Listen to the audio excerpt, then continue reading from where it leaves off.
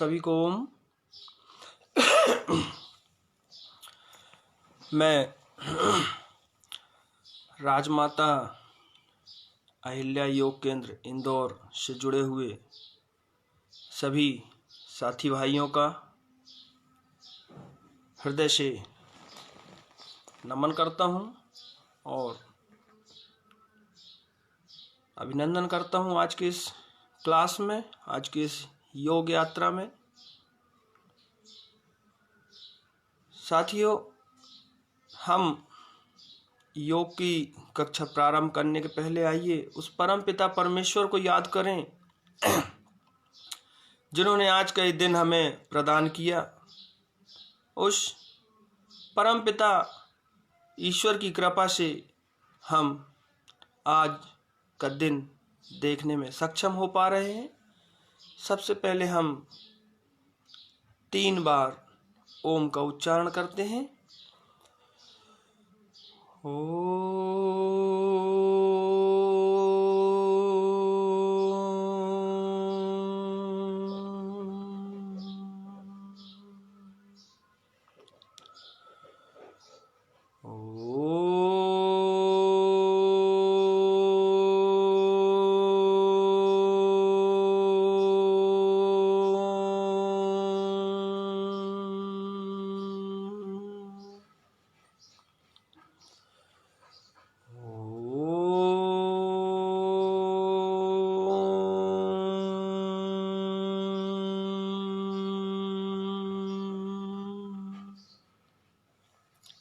सभी को ओम। साथियों, आज का हमारा विषय बड़ा ही सहज और सरल है। योग द्वारा जीवन जीने की कला। साथियों, आज के इस तनाव भरे वातावरण में, इस तनाव भरे माहौल में हम अपने आप को कुछ क्षण दे सकें, ऐसा हम आज योग के माध्यम से सीखते हैं। लेकिन फिर भी आज योग को बड़ी संकुचित विचारधारा से देखा जाता है। योग को लेकर जो विचारधारा है कि योग केवल व्यायाम, योगासन, प्राणायाम और शारीरिक क्रियाओं का एक समूह माना गया है। संभवतः ये मेरे अनुसार ऐसा नहीं समझना चाहिए हमें। लेकिन अगर हम योग की गहराई को समझना चाहते हैं और उसका वास्तविक अर्थ अगर हम निकाल सकते हैं, तो हम इससे अपने जीवन में, वास्तविक जीवन में बहुत बड़ी उपलब्धि योग के माध्यम से हम प्राप्त कर सकते हैं। योग से न केवल हमारे शरीर का शारीरिक, मानसिक और भौतिक उच्चता की प्राप्ति होती है, विकास होता है, बल्कि हमें अपने जीवन को किस प्रकार से जीना है, अपने जीवन को किस प्रकार से हमें खुशी, समृद्धि और विकसित करना है, विकासशील बनाना है, ये सब हम योग के माध्यम से सीख सकते हैं।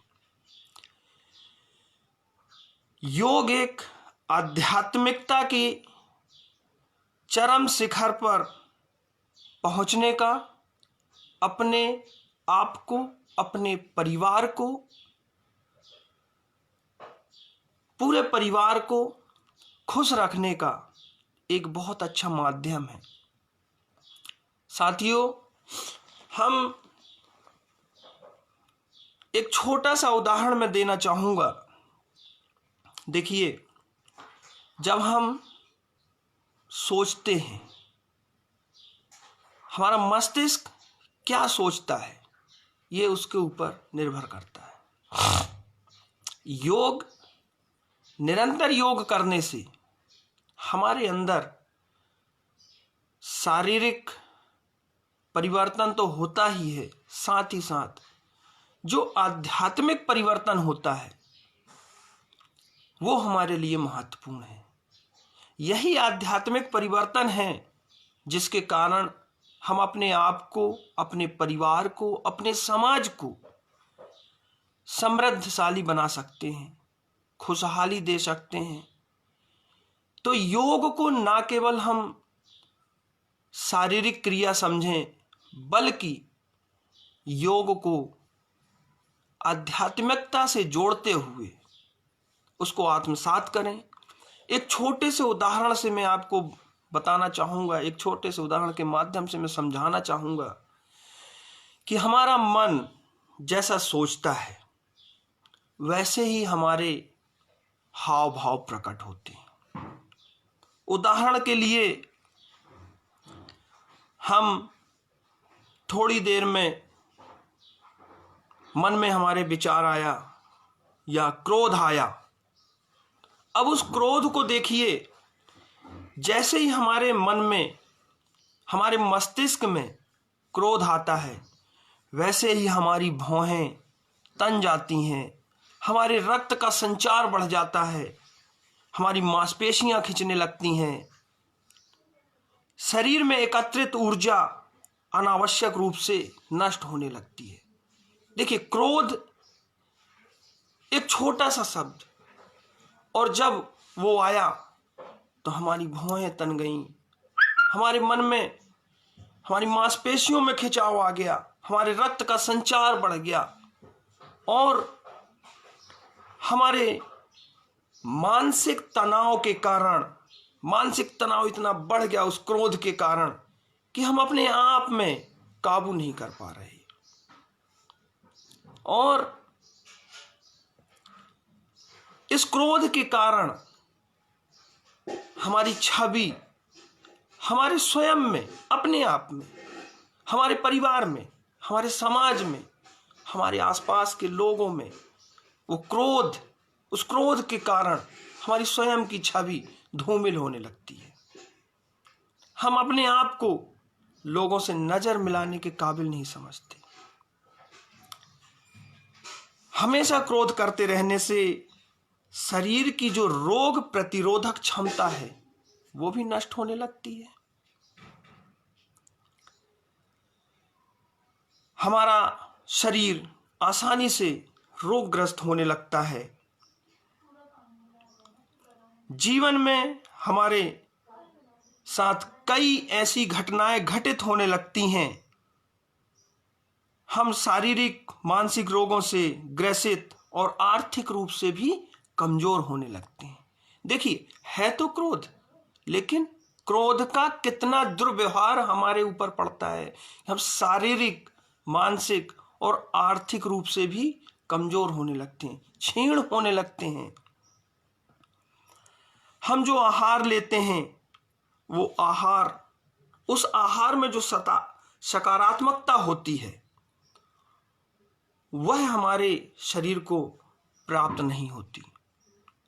क्रोध के कारण हमारे अपने आप में नशे की लत लग जाती है। इंसान जब टेंशन में होता है, क्रोधित होता है या मानसिक रूप से तनावग्रस्त होता है, तो आप देखिए, मैंने बहुत बड़े बड़े लोगों को देखा है, अच्छे अच्छे रईसों को देखा है, बड़े घर के लोगों को देखा है, जब वो तनाव में होते हैं, मानसिक तनाव में होते हैं, स्मोकिंग करने लगते हैं। धीरे धीरे वो स्मोकिंग की जो आदत है, जो लत है, वो बढ़ जाती है। अब उस स्मोकिंग करने से हमारा स्वयं का शरीर भी बर्बाद हो रहा है, साथ ही साथ हम आर्थिक रूप से भी कमजोर हो रहे हैं। दिन पर दिन हमारी हालत बहुत बदतर होती जाती है, हमारा परिवार टूटता है, हमारे बच्चे संस्कारवान नहीं हो पाते, हम उन्हें अच्छे संस्कार नहीं दे पाते, समाज में हमारा तिरस्कार होता है, भारी दृष्टि से देखने लगता है, तिरस्कार भरी दृष्टि से हमको समाज देखने लगता है, तिरस्कार होता है। इसके साथ ही साथ हमारी उपेक्षाएं भी होती हैं, हम उपेक्षा का शिकार होने लगते हैं, लोग हमको तिरस्कार की नजर से देखने लगते हैं। संसार से जब हम ऊब जाते हैं और हमारा जीवन अर्थहीन लगने लगता है, सुबह से शाम तक चिंता सताती है, तब रात्रि में नींद भी नहीं आती। क्रोध के कारण देखिए नींद भी नहीं आती, जीवन दवाइयों के सहारे चलने लगता है, चारों ओर निराशा नजर आने लगती है। तो क्या हम इसलिए पैदा हुए हैं? जरा मन में विचार कीजिए। आप जरा मन में विचार कीजिए कि क्या हम इसीलिए पैदा हुए हैं? इस परमपिता ईश्वर ने, परमपिता परमेश्वर ने हमें इस संसार में उत्पन्न किया, इस सुंदर सी सृष्टि में जन्म दिया, तो क्या हम इसीलिए उत्पन्न हुए हैं? नहीं। हमें कौन कहता है कि अब तुम कुछ नहीं कर पाओगे? देखिए, क्रोध के कारण जहां तक मेरा मानना है कि कौन कहता है कि आप कुछ नहीं कर सकते?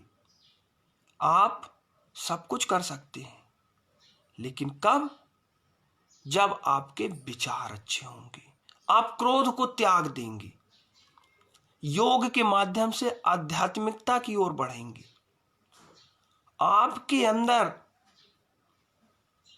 वो शक्तियां हैं, वो शक्तियां विद्वान हैं जिनके सहारे आप इस संसार को, अपने परिवार को, अपने आप को, अपने समाज को बहुत कुछ दे सकते हैं।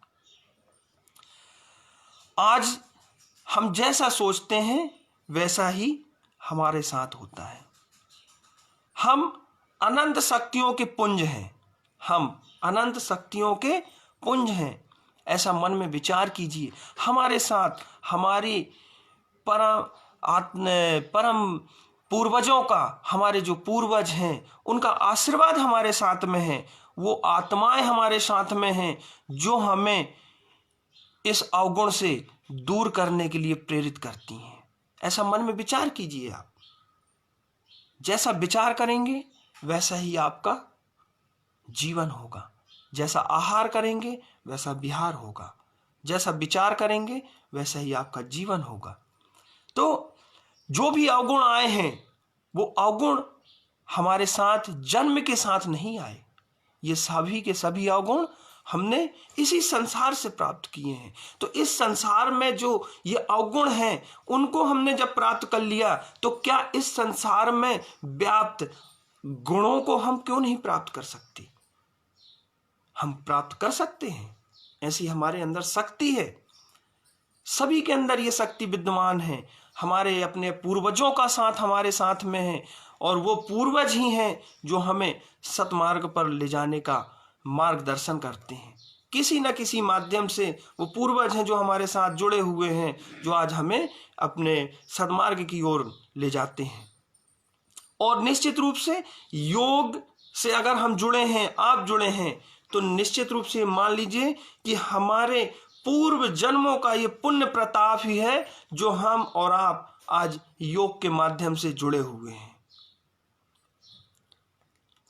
योग एक ऐसी विधा है जिसके माध्यम से हम न केवल अपने आप से जुड़ सकते हैं, न केवल अपने जीवन को सुखी और समृद्धि बना सकते हैं, बल्कि दूसरों के जीवन को भी सुखी और समृद्धि बना सकते हैं। केवल अंतर इतना है, हमें अपने विचारों में परिवर्तन करना होगा। हमारे अंदर जो क्षीणता की भावना आ जाती है, उस क्षीणता की भावना को दूर करना होगा। तभी हम योग के माध्यम से अपने आप को, अपने जीवन को सफल बना सकते हैं। बहुत से लोग योग करते हैं, देखने में आया है, सुनने में आया है, रिसर्च में भी ऐसा हुआ है। बहुत से लोग योग करते हैं पर कहते हैं साहब हम योग करते हैं, हमको योग का फायदा नहीं होता। अब योग का फायदा नहीं हो रहा, मतलब यह है कि उनका आहार, उनका विहार, उनका विचार उस प्रकार का नहीं है, इसीलिए योग के माध्यम से उन्हें लाभ नहीं होता। योग के माध्यम से लाभ लेना है तो निश्चित रूप से हमको अपने आहार में, अपने विहार में, अपने विचारों में परिवर्तन करना होगा। जब आप अपने आहार विहार में परिवर्तन कर लेंगे तो निश्चित रूप से आपके जीवन में भी सफलताएं आने लगेंगी। धीरे धीरे आप सफलता की ओर अग्रसर होने लगेंगे। तो मैं कह रहा था कि जो हमारी शक्तियां हैं उन शक्तियों को हम संग्रहित करें। हमारे अंदर अत्यंत शक्तियां हैं, बहुत सारी शक्तियां विद्यमान हैं। हम उन शक्तियों को पहचानें और उनको संग्रहित करें, उनका उपयोग करें। आइए हम आज से कसम खा लें कि हम कसम खा लें कि आज से हम अपने नए जीवन की शुरुआत करेंगे। क्रोध को नहीं करेंगे, क्रोध हम अपने जीवन में बिल्कुल भी नहीं लाएंगे। मांसाहार का सेवन नहीं करेंगे। देखिए मैंने कहा ना, जैसा आहार वैसा विहार वैसे विचार। अगर आप मांसाहार का उपयोग करते हैं तो ये मान के चलिए आपका विचार भी वैसे ही उत्पन्न होंगे। आप सात्विक भोजन का उपयोग कीजिए। ईश्वर ने इस सृष्टि में जिसे भी जन्म दिया है उसे जीने का अधिकार है। हम जब किसी मुर्गे को जन्म नहीं दे सकते, किसी बकरे को जन्म नहीं दे सकते, किसी मछली को जन्म नहीं दे सकते, तो क्या उसे मारने का अधिकार है हमारे पास? नहीं। लेकिन फिर भी हम क्या करते हैं? आज बकरा खाएंगे, आज मुर्गा खाएंगे, आज मछली खाएंगे। क्यों भाई? हमने जब उस जीव को जीवन नहीं दिया तो हम उस जीव का जीवन क्यों नष्ट करें? ईश्वर ने सबको सबके लिए कुछ ना कुछ खाने के लिए बनाया है, आहार के रूप में। हमारा आहार मांसाहार नहीं है कि हम किसी जीव का भक्षण करें, नहीं। हमारे खाने के लिए भी ईश्वर ने अन्न दिया है, फल दिए हैं, हम उनका सेवन करें। हम जितना ज़्यादा से ज़्यादा उनका सेवन करेंगे उतना ज़्यादा से ज़्यादा हमारे विचारों का परिवर्तन होगा। तो आइए हम आज से कसम खा लें कि हम अपने जीवन में कभी मांसाहार का सेवन नहीं करेंगे, नशे का अपने आप में आदत नहीं डालेंगे, नशे की शुरुआत नहीं करेंगे। और जो हमारे आसपास वातावरण में नशे की लत में जो हमारे युवा साथी आकर्षित हो रहे हैं उनको भी समझाएंगे कि नशा करना अच्छी बात नहीं है। आप नशा करेंगे, नशे के साथ साथ आपका शरीर तो क्षीण होगा ही होगा, साथ में आप आर्थिक रूप से भी कमजोर होंगे। आप देखिए गरीब वर्ग के जो लोग होते हैं वो क्या करते हैं, क्यों आर्थिक रूप से वो समृद्ध नहीं हो पाते? कहीं ना कहीं नशा उसमें शामिल है, क्योंकि वो व्यक्ति दिन भर मजदूरी करता है, मेहनत करता है, शाम को उसको पैसे मिलते हैं, घर में साग सब्जी फल फ्रूट ले जाने की बजाय वो क्या करता है, शराब की दुकान पर जाता है, शराब पीता है और घर चला जाता है। घर में जाता है, घर में गाली गलौज करता है, अपने परिवार के साथ लड़ता भिड़ता है। वही संस्कार उनके बच्चों में आ जाते हैं, परिवार उनका धीरे धीरे टूटने लगता है। आप देखिए गरीब वर्ग में, मजदूर वर्ग की हम बात करें, जो मजदूर वर्ग के लोग हैं वो इसीलिए आर्थिक रूप से कमजोर हैं क्योंकि नशा उनके अंदर भरा हुआ है। उसको समझाने वाला कोई नहीं है, उसको समझाने वाला कोई नहीं है। हमें योग के माध्यम से ना केवल शारीरिक रूप से हम सबका विकास करें, बल्कि हम एक जन जागृति अभियान चला सकते हैं। ये योग के माध्यम से नशे को लेकर के हम जन जागृति अभियान चला सकते हैं। तो नशे से हमको अपने समाज को, अपने आप को, अपने परिवार को नशे से बचाना है। आज से हम बिल्कुल कसम खा लें कि इसका हमें उपयोग नहीं करना है। किसी से हमको अपशब्दों का उपयोग नहीं करना है, हमको किसी को अपशब्द नहीं कहना है, ना ही किसी को बोलना है, ना ही अपशब्द सुनना है, और ना ही अपने आप में अहंकार की भावना रखना है। अहंकार की भावना, अहम की भावना अगर हमारे शरीर में आ गई तो हमारा वहां से पतन प्रारंभ हो जाता है। अहंकार, नशा, यही हमारे पतन का कारण है। इनको दूर करना है तो अपने आप को इस माया से मुक्त करना होगा और अपने आप में कसम खा लीजिए कि जो भी हमारे अंदर लोभ है, अहंकार है, माया के प्रति हमारा रुझान है, उसको दूर करना है। उसको किसी भी प्रकार से अपने आप में आत्मसात नहीं करना। जिस दिन आप अपने अहंकार पर विजय पालेंगे, अपनी इस माया पर विजय पालेंगे, जिस दिन आप अपने शब्दों पर विजय पालेंगे, जिस दिन आप अपने विचारों पर विजय पालेंगे, उस दिन आपकी जीत निश्चित है। फिर देखिए आपके जीवन में कितना परिवर्तन आता है। शुद्धता के साथ विचरण कीजिए, किसी के प्रति द्वेष नहीं, किसी के प्रति ईर्ष्या नहीं, किसी के प्रति जलन नहीं, हमको ये सब दूर रखना है। जिस दिन से हम ये सब त्याग देंगे, उस दिन से आप देखिए, मन में एक विचार कर लीजिए कि मैं सभी से प्रेम करूंगा, सबको स्नेह दूंगा, किसी से कोई अपेक्षा नहीं करूंगा। अपेक्षाओं पर विजय पा लीजिए। किसी से कोई अपेक्षा नहीं करूंगा, सबको प्रेम दूंगा, प्रेम करूंगा, वात्सल्य दूंगा। ऐसा करने पर आप देखेंगे कि आपके चारों ओर शांति है और आपका जो वातावरण है वो शुद्ध हो रहा है, शुद्ध वातावरण है। आपका मान सम्मान समाज में बढ़ने लगा। आप मुस्कुराते हैं तो आपको देखकर आपका परिवार, आपका समाज, आपका पूरा वातावरण में आपको देख करके लोगों में मुस्कुराहट आ जाती है। आप मुस्कुराइए देख करके। मुस्कुराने से 50% चिंता दूर हो जाती है। कुछ लोगों के चेहरे पर हंसी नहीं आती, क्यों? उसका कारण है क्योंकि वो क्या करते हैं, उनके दिमाग में तनाव रहता है, मानसिक रूप से वो तनावग्रस्त रहते हैं। यही कारण है कि उनके चेहरे पर हंसी नहीं आती। उनको कितना भी हंसाने का प्रयास कीजिए, वो हंस नहीं सकते, है ना? तो हमको क्या करना है? सभी से प्रेम करना है।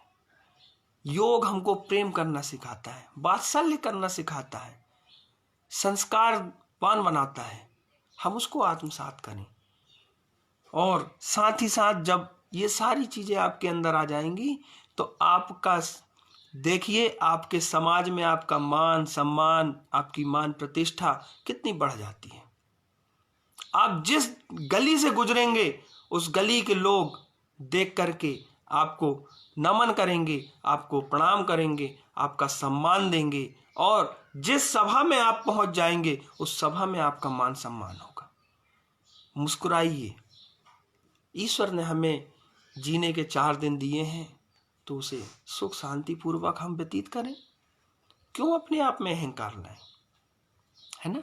कुछ दिनों में आप देखेंगे कि आपका शरीर पहले से बहुत अच्छा होने लगा, मानसिक रूप से आप अधिक स्वस्थ होने लगे। जब आप ऐसा करेंगे तो अपने आप आपके शरीर में परिवर्तन होगा, मानसिक रूप से आप स्वस्थ रहने लगेंगे, दवाइयों का सहारा छूट जाएगा, आप स्वयं की और दूसरों की नजरों में ऊपर उठने लगेंगे।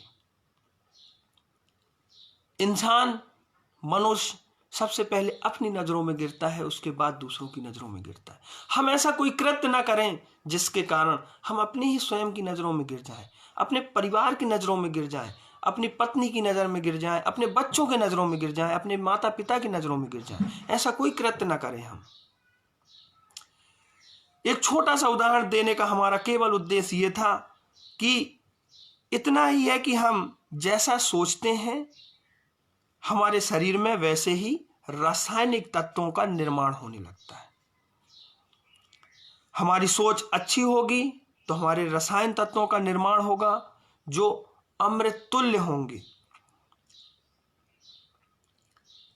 इस समय से लेकर मृत्यु पर्यंत तक हर प्रकार की पोषकता प्रदान करेंगे जो हम विचार, वैसे ही हमारे विचार होंगे।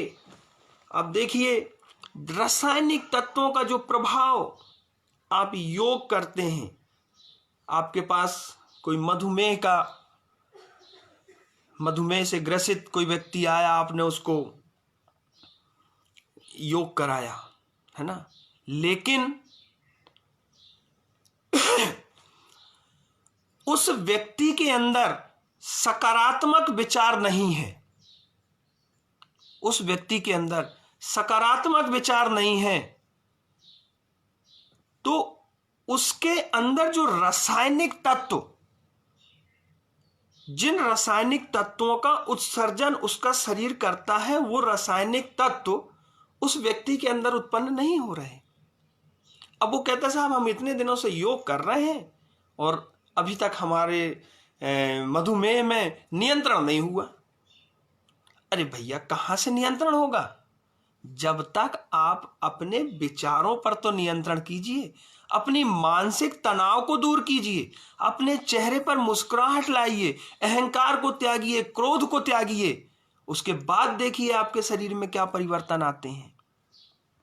रासायनिक तत्व जो हमारे लिए, हमारे शरीर के लिए अमृत के समान हैं, वो जब हमारे शरीर में बनने लगेंगे तो आज हम अपने आप में कुछ ना कुछ बदलाव अवश्य महसूस करेंगे। नियम को अपने जीवन में अपना लें, इस नियम को अपने जीवन में अपना लें, तभी हमारा साक्षात परम पिता परमेश्वर से हो सकता है, ईश्वर से हो सकता है। उपनिषदों में भी लिखा है, यथा पिंडे तथा ब्रह्मांडे, यथा पिंडे तथा ब्रह्मांडे। इस छोटे से वाक्य में अनगिनत बातें छिपी हुई हैं। हमारा यह शरीर तो ब्रह्मांड की अभिव्यक्ति है। हमारे इस शरीर में संपूर्ण ब्रह्मांड समाया हुआ है। जो तत्व शक्तियां इस ब्रह्मांड का निर्माण करती हैं, वही हमारे शरीर, मस्तिष्क और सूक्ष्म शरीर का भी निर्माण करती हैं। जो शक्तियां इस ब्रह्मांड में विद्यमान हैं, वही शक्तियां हमारे शरीर में भी विद्यमान हैं। आवश्यकता है केवल उसे पहचानने की, उन्हें समझने की। जिस दिन हम इस बात को समझ लेंगे, आत्मसात कर लेंगे कि मैं संपूर्ण, मैं अर्थात हम, मैं कभी मत करना। मैं जिस दिन किया उस दिन से आपका पतन प्रारंभ हो जाएगा। मैं नहीं करना, हमारे अंदर संपूर्ण ब्रह्मांड समाहित है। जिस प्रकार से इस ब्रह्मांड में अनेकों शक्तियां विचरण करती हैं, इस ब्रह्मांड में शक्तियां मिलकर के उस ब्रह्मांड का निर्माण करती हैं, इसी प्रकार से हमारा शरीर भी एक ब्रह्मांडों का पुंज है। उस ब्रह्म को पहचानना है। हमारे अंदर एक ब्रह्म बैठा हुआ है, उस ब्रह्म को पहचानिए। उस ब्रह्म को जब पहचान लेंगे, जो हमारे शरीर का निर्माण कर रहा है, आप और हम देखते हैं प्रकृति का वातावरण असंतुलित हो रहा है, जिस कारण से हमारा ब्रह्मांड भी बीमार हो गया है। आज हमारे और प्रकृति के बीच में जो असंतुलित है, उस संतुलन को बनाना है।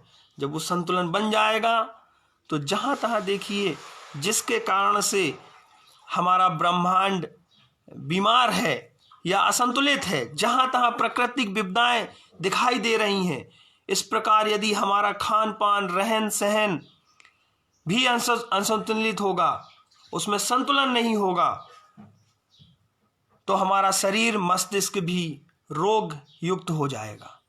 हमको अपने आहार में, मैंने पहले ही कहा है कि हमको अपने आहार में संतुलन रखना है।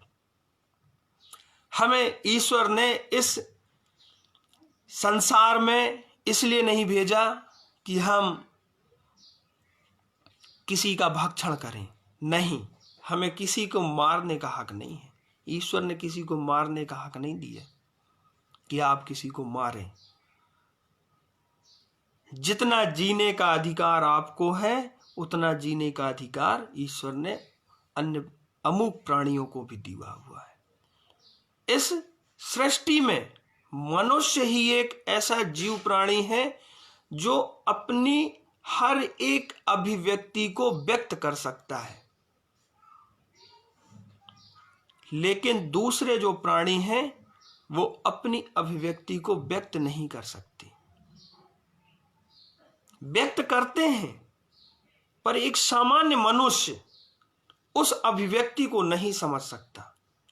लेकिन जिसने योग को आत्मसात कर लिया, जिसने योग को अपना लिया, उस व्यक्ति के अंदर इस ब्रह्मांड के प्रत्येक जीव की अभिव्यक्ति को समझने का, सोचने का, अभिव्यक्ति को जानने का, उसकी अभिव्यक्ति को पहचानने का जो दिव्य ज्ञान योग के माध्यम से प्राप्त होता है, वो शायद हमें जिम या अन्य के माध्यम से प्राप्त नहीं होता। आज देखिए, इस भाग दौड़ की जिंदगी में हमारे पास इतना समय नहीं है कि हम अपने आप को, अपने परिवार को, अपने बच्चों को दे सकें। सुबह 4 बजे से उठते हैं, अपना नित्य क्रिया से निवृत्त होकर के अपने कामों में लग जाते हैं। कुछ लोग तो मैंने देखा रात भर सोते नहीं है भाई, उनके अंदर इतना तनाव है, वो अपने आप को एक भी क्षण देने में सक्षम नहीं है। अरे भैया, हमको किस काम का ऐसा पैसा जो हमारे अपने काम में ना आ सके? यहां हम मेहनत कर रहे हैं, पैसे के लिए मर रहे हैं, पैसा कमा रहे हैं, और वहां डॉक्टर को दे रहे हैं। क्यों?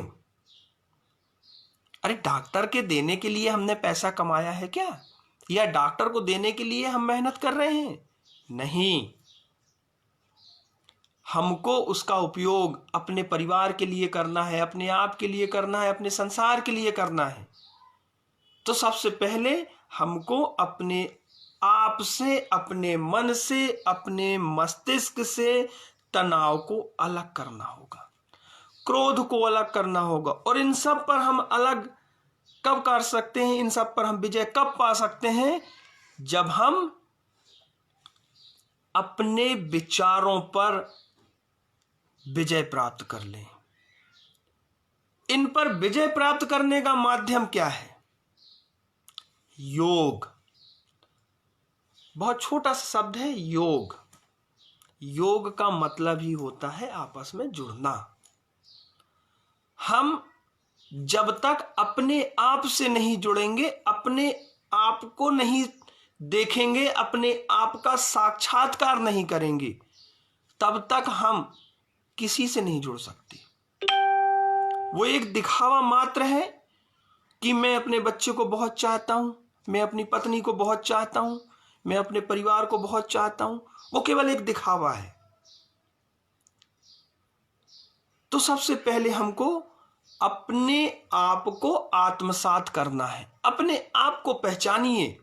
जब आप अपने आप को पहचान लेंगे, आपके अंदर जो शक्तियां विद्यमान हैं, उन शक्तियों को पहचान लेंगे, तब आप वास्तव रूप में परिवार से, अपने समाज से स्नेह करने के योग्य समझे जाएंगे। देखिए, योग एक बहुत विस्तृत चर्चा है। इस पर जितना बोला जाए उतना कम है। अब हम चलते हैं योग के उस वैज्ञानिक अवधारणा की तरफ। एक तो एक छोटा सा हमने उदाहरण दिया क्रोध का। अब हम उस वैज्ञानिक अवधारणा की तरफ चलें कि आखिर योग करने से हमको किस प्रकार के लाभ हो सकते हैं। आज इस दौर में, जिस दौर से हम गुजर रहे हैं, लगभग ये पूरा वर्ष, ना केवल हम और पूरा विश्व जिस दौर से गुजरा है, कोविड, इस कोविड महामारी से जो पूरा विश्व गुजरा है, इसमें देखिए वैज्ञानिकों ने भी, डॉक्टरों ने भी यह मान लिया कि योग ही एक ऐसी शक्ति है जो हमारे शरीर में रोग प्रतिरोधक क्षमता को उत्पन्न कर सकती है। अच्छे अच्छे डॉक्टरों ने मान लिया, बड़े बड़े डॉक्टरों ने मान लिया, बड़े बड़े वैज्ञानिकों ने मान लिया इस चीज को कि योग ही एक ऐसी चीज है जिसके माध्यम से हम अपने परिवार और अपने आप को, अपने शरीर को रोग प्रतिरोधक बना सकते हैं। और जहां तक मेरा अनुमान है, जहां तक मेरा विचार है कि हमारे जितने भी योग साधक भाई बहन हैं, मुझे नहीं लगता कि उनको या उनके परिवार को इस बीमारी ने छूने का प्रयास किया होगा। कहीं से कहीं तक हमारे योगी भाई बहन जो हैं, उनको कहीं से कहीं तक इस महाबीमारी ने भी स्पर्श नहीं किया होगा। वैज्ञानिक अवधारणा की बात करें हम योग की, तो जैसे हम सूक्ष्म व्यायाम करते हैं, स्थूल व्यायाम करते हैं, पवन मुक्त आसन समूह के व्यायाम करते हैं, वायु निरोधक शक्तिबंध क्रियाओं का जो हम अभ्यास करते हैं, उनसे जो लाभ हमारे मन, हमारे आप में होते हैं, हमारे शरीर में होते हैं। सुबह के समय शरीर में बहुत ही कड़ापन होता है। आप सुबह सुबह देखिए, आपके शरीर में बहुत कड़ापन होता है, लेकिन हमें क्या करना है?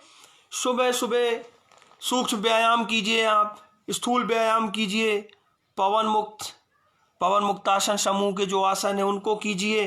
फिर देखिए आपके शरीर में किस प्रकार से लचीलापन आता है, किस प्रकार से हल्कापन आता है। आपके जितने भी अंग हैं, जितने भी हमारे अंग प्रत्यंग हैं, वो सभी अंग में लोच आ जाता है, लचीलापन आ जाता है। और हल्के व्यायाम से हमारे संधि, हमारे जितने भी जॉइंट्स हैं, जितने भी हमारे शरीर में जोड़ लगे हुए हैं, चाहे वो कलाई का जोड़ हो, चाहे वो घुटने का जोड़ हो, कमर का जोड़ हो, गर्दन का जोड़ हो, वो सभी अंग प्रत्यंग अपने आप में खुल जाते हैं।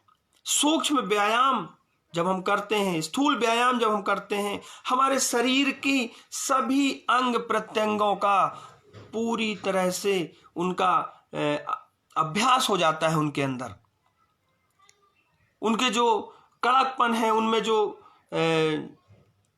कहना चाहिए कि एक कड़ापन होता है, उस कड़ेपन से लचीलापन आ जाता है। हमारा शरीर लचीला होने लगता है और धीरे धीरे देखिए हमारा शरीर हल्का भी होने लगता है। हमारे शरीर को हल्का करने के लिए नियमित रूप से आप सूक्ष्म व्यायाम कीजिए, प्राणायाम कीजिए, पवन मुक्त आसन समूह के आसन कीजिए। फिर देखिए आपका शरीर कैसे हल्का होने लगता है। आपके जो पूरे शरीर के जो जोड़ हैं, लोग के ठंडी आती है, ठंड का मौसम है, शाम मेरे घुटने में बड़ा दर्द होता है ना। उसका कारण क्योंकि हम नियमित रूप से ना तो सूक्ष्म व्यायाम करते हैं, ना तो स्थूल व्यायाम करते हैं। आज योग को भी लोगों ने देखिए कितना परिवर्तित कर दिया है। योग आज प्रदर्शन कला का क्षेत्र बनते जा रहा है। नहीं, गलत है ये। हम मानते हैं प्रतियोगिताएं होनी चाहिए, ऐसा नहीं है, प्रतियोगिताएं होनी चाहिए योग की, लेकिन योग को प्रदर्शन नहीं करना चाहिए, योग का प्रदर्शन नहीं होना चाहिए। आज आप देखिए रिदमिक योगा, पावर योगा, ये क्या है भाई? हम अपने योग को क्यों विकृत करते चले जा रहे हैं? योग का मतलब है मन की शांति को प्राप्त करना, अपने आप में स्थिरता लाना, मानसिक स्थिरता लाना, शारीरिक स्थिरता लाना।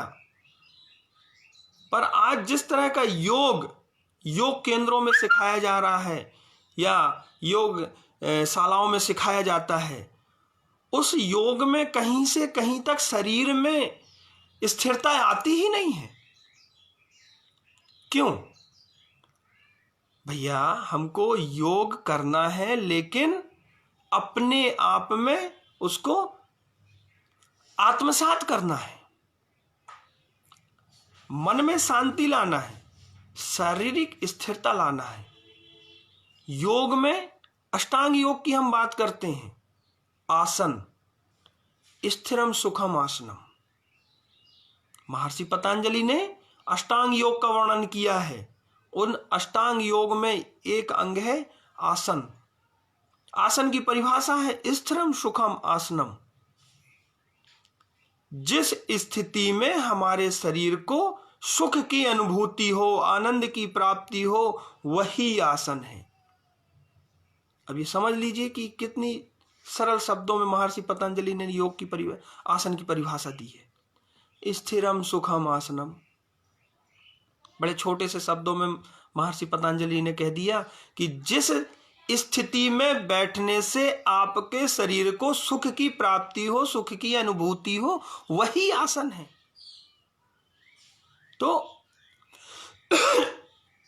आसन का मतलब ये नहीं है कि आप अपना शारीरिक प्रदर्शन करें, है ना। शारीरिक प्रदर्शन नहीं करना है, अपने शरीर में स्थिरता लाइए। आप स्थिरता लाने से आपको बहुत ही लाभ होगा। जब आपका मन, आपका शरीर स्थिर हो जाएगा, देखिए सब एक दूसरे से जुड़े हुए हैं यहां पर।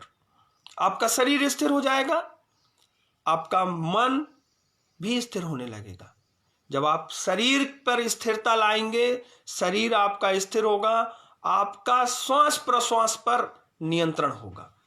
जब हम श्वास प्रश्वास पर नियंत्रण होगा, हमारा शरीर स्थिर होगा, हमारा मन नियंत्रित होगा और सब एक दूसरे से जुड़े हुए हैं।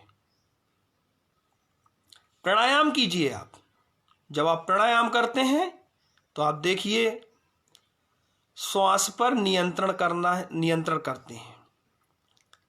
प्राणायाम का मतलब ये नहीं है कि आप अपने शरीर को किसी प्रकार से कष्ट दें या आप जो श्वास प्रश्वास ले रहे हैं उसमें किसी प्रकार का दबाव उत्पन्न हो, नहीं।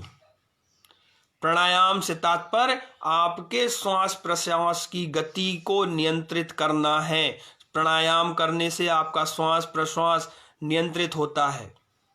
श्वास प्रश्वास लेने में किसी प्रकार का दबाव नहीं उत्पन्न होना चाहिए, वही प्राणायाम है। प्राणों पर आयाम, प्राण धन आयाम। प्राण क्या है? वायु। उस वायु को आज तक कोई नहीं पकड़ सका, कोई संग्रहित नहीं कर सका। हम भी नहीं पकड़ सकते, हम देख भी नहीं सकते, संग्रहित भी नहीं कर सकते। जिस प्रकार से वायु की प्रकृति चंचलता होती है, वही वायु जब हम अपने शरीर में श्वास के माध्यम से लेते हैं तो वही वायु हमारे रक्त के साथ में मिलकर के हमारे मन में जब पहुंचती है, हमारे मन से जब उस वायु का संपर्क होता है तो हमारा मन भी चंचल हो उठता है। मन की चंचलता को शांत करना है तो आप प्राणायाम कीजिए, वायु पर नियंत्रण कीजिए। जब आप प्राणायाम करेंगे, आप प्राणायाम पर नियंत्रण होने से साथ ही आपकी मन पर भी नियंत्रण होना प्रारंभ हो जाएगा। जब मन पर नियंत्रण होगा, अपने आप आपके शरीर पर नियंत्रण हो जाएगा। जब शरीर पर नियंत्रण हो जाएगा तो अपने आप आपके विचारों पर नियंत्रण हो जाएगा।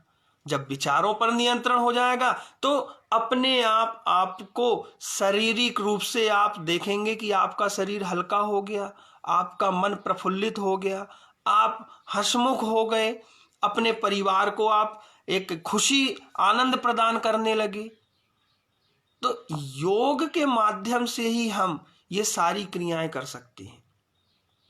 योग बहुत बड़ा विस्तृत है, बहुत विस्तृत विषय है। इस पर जितना बोला जाए उतना कम है। हमारे पास तो शब्द भी नहीं है और ना ज़्यादा अभी इतना बहुत ज़्यादा सीखा हुआ भी नहीं है, पर फिर भी जो सीखा है, जो हमारे गुरुजनों ने दिया है, जो हमारे पूर्वजों का जो हमारे ऊपर आशीर्वाद है, उस आशीर्वाद से, गुरुजनों के आशीर्वाद से, गुरुजनों के मुखारविंद से हमने जो सुना उसको आत्मसात किया, अपने आप में ग्रहित किया। और आज यही कारण है कि हम अपने आप में बहुत संतुष्ट हैं। अपने आप में हमें बहुत संतुष्टि है। संतुष्टि की भावना जिस दिन हमारे मन में आ गई, उस दिन समझ लीजिए हमने पूरा विश्व जीत लिया। अपने घर परिवार की तो बात छोड़ दीजिए, आपने पूरा विश्व जीत लिया जिस दिन आप अपने आप को संतुष्ट कर लेंगे। इंसान की आवश्यकताएं असीमित हैं। अर्थशास्त्र में पढ़ा है हमने, इंसान की, मनुष्य की आवश्यकताएं अनंत असीमित हैं। एक की पूर्ति होती है, दूसरे की आवश्यकता होने लगती है। एक आवश्यकता की पूर्ति होती है, दूसरी अपने आप जगह बना लेती है। एक छोटा सा उदाहरण देते हैं हम। अब देखिए, पहले के समय में आवागमन के साधन नहीं थे, लोग पैदल जाया करते थे। फिर लोगों ने धीरे धीरे, मनुष्य ने क्या किया, बैलगाड़ी का निर्माण किया, जो बैलों के द्वारा चलती है, आवागमन का साधन बना। पहले 3 घंटे लगते थे, अब 1 घंटे में जाने लगे। फिर धीरे धीरे आविष्कार हो गया साइकिल का। लोगों ने बैलगाड़ी, पैदल चलना छोड़ दिया, बैलगाड़ी पर चलना छोड़ दिया, साइकिल का उपयोग करने लगे। फिर धीरे धीरे साइकिल आ गई। अब हमने देखा कि धीरे धीरे और आविष्कार बढ़े, मोटरसाइकिल आ गई। साइकिल लोगों ने छोड़ दी, मोटरसाइकिल का उपयोग करने लगे। कुछ लोग क्या करते हैं, नहीं, हमारे पड़ोस वाले के घर में, पड़ोसी के पास में मोटरसाइकिल है, हमको तो मोटरसाइकिल चाहिए। आजकल बच्चे भी यही कर रहे हैं साहब, बच्चे भी यही करते हैं। हम क्या करते हैं, हमारे पापा पड़ोस में देखिए मोटरसाइकिल आई है, हमको मोटरसाइकिल चाहिए। बच्चे जिद करते हैं, तो उनको हमको समझाना है कि भैया ऐसी जिद नहीं करना है, अपने आप को संतुष्ट कीजिए। आप जिस दिन आप अपने आप को संतुष्ट कर लेंगे, उस दिन आप अपने संपूर्ण परिवार में, समाज में और इस संपूर्ण विश्व पर विजय प्राप्त कर लेंगे। तो मेरा आज का विषय इतना ही था।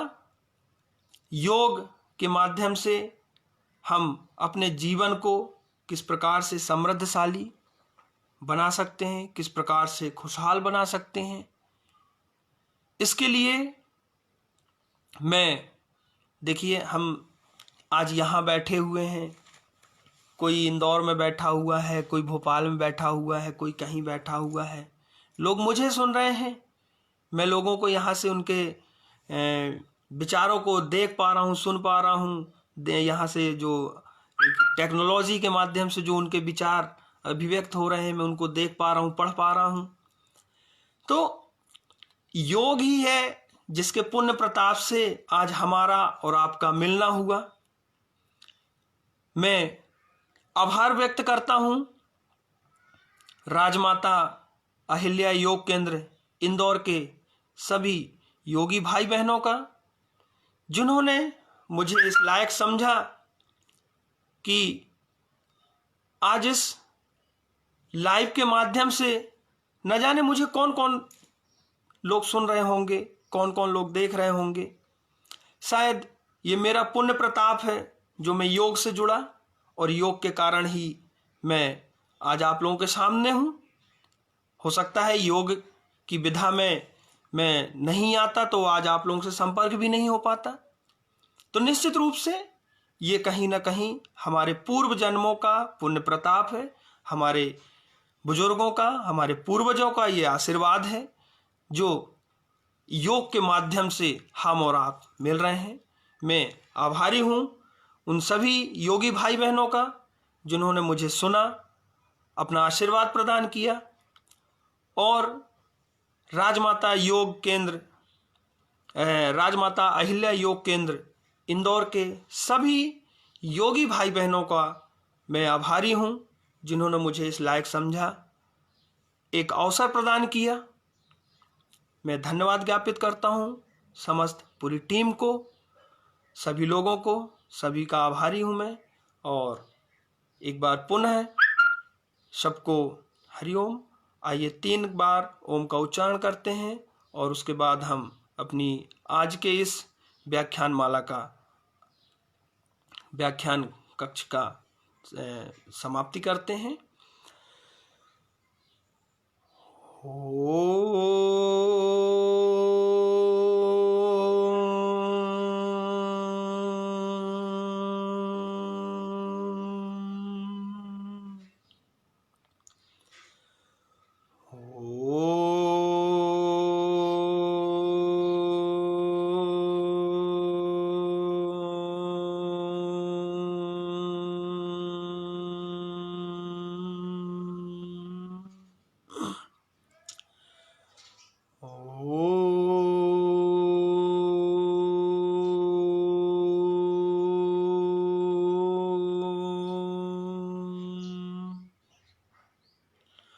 ओम शांति शांति शांति। हरिओम। सभी को मेरा प्रणाम, सभी को मेरा नमन। शुभ दिन, सुप्रभात, नमस्कार, जय हिंद, जय भारत। ओम।